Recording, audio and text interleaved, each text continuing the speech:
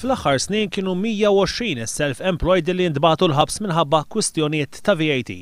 Kien il-kap tal-Oppożizzjoni Joseph Muscat l-ewwel li tkellem mod ċar dwar dan u qal li dawn is-self-employed qed jispiċċaw vittmi ta' użura legalizzata minħabba li jkunu msalba b'multi u għamaxijiet iktar mill-VAT li jkunu jridu jħallsu.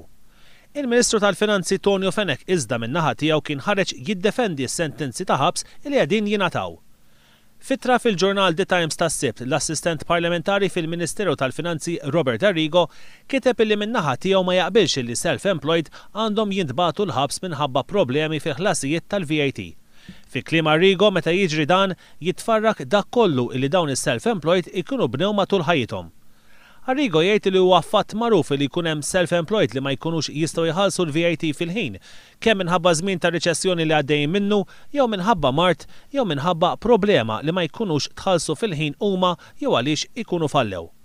Liġi li tpoġġi lil kulħadd fl-istess basket ma tagħtix każ ta' ċirkostanzi bħal dawn qal l-assistent parlamentari.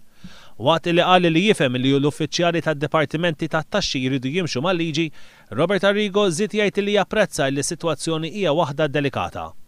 Huwa talab lill-Gvern biex jaħtar nies ta' integrità biex fi proċess ta' medjazzjoni iħarsu lejn kull każ b'imparzjalità qabel ma l-affarijiet immorru fi qrati. Sorsi li tkellmu ma' One News qalu illi mhux esklus illi l-ittra ta' Arrigo hija parti minn eżerċizzju ta' konvenjenza politika bl-intenzjoni illi l-Partit Nazzjonalista sempliċement jinstema' jitkellem b'żewġ ilħna differenti.